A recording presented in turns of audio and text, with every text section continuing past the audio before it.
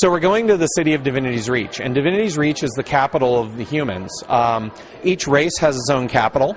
One of the things that we've kind of learned from developing Guild Wars 2 and just looking at the behaviors of MMO players is that MMO players treat cities as social areas. They treat cities as social hubs.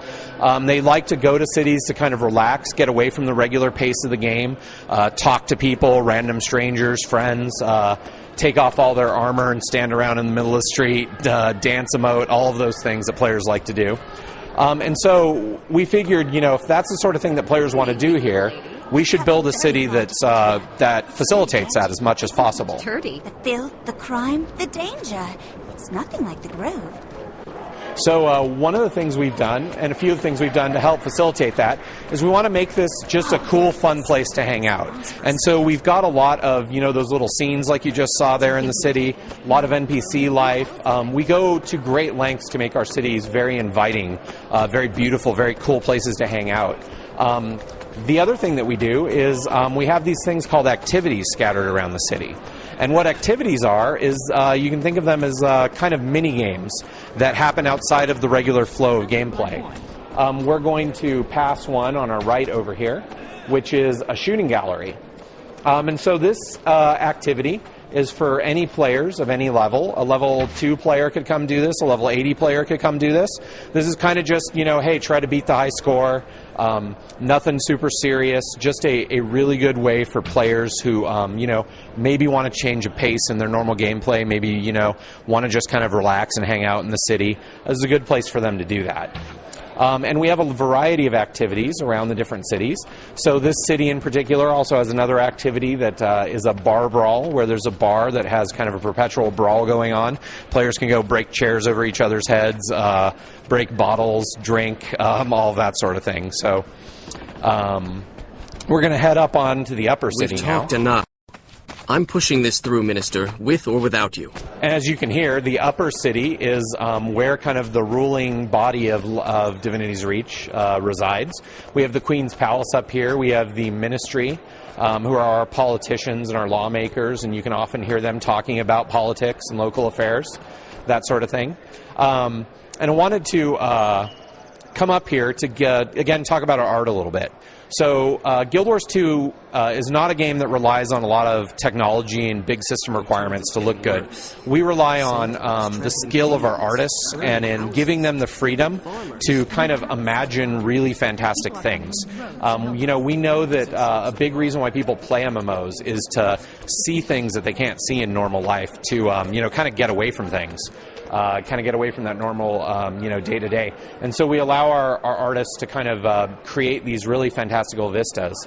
And so, like this, for example, is this beautiful garden with its clockwork constellations above it, kind of moving, is an example of the sort of thing that we want to put a lot of all over the game, which are really memorable locations that are really pretty to look at and are very unique to our world.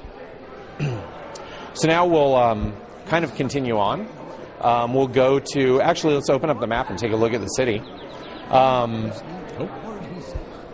It was still a little fogged out, so we'll have to unfog things. There we go. So this is our city. You can see the trail we took to get to where we are. So this whole thing is one big persistent city, with one exception, which is this area right here, which you can see is marked home. This area is our home district. It's an instanced area where things that you do in your story are reflected. So, for example, I might have the chance to decide whether a certain character lives or dies. If I let them die, not only is it maybe going to change kind of the narrative structure, but that character is no longer going to be located in my home area. If I let them live, then they'll be there and I get to, talk to them later on, that sort of thing. Certain buildings can get destroyed. You'll have a chance to save them. A lot of different changes kind of come over our home district here. So you'll notice we're going to teleport over there, and we're going to use our waypoint system, which is our fast travel system. So our fast travel system is kind of an extension of the system that we had in Guild Wars 1. In Guild Wars 1, we had a system called map travel, and we've kind of taken that and made it happen in the persistent world. You can see all these waypoints all over. We have them all unlocked for the purpose of the demo, so we can move around. But through normal gameplay, what would happen is you would go out and you would explore and you'd find a waypoint, you'd unlock it, and then you could click to it to teleport it to it for a small gold fee, and you could teleport there instantly.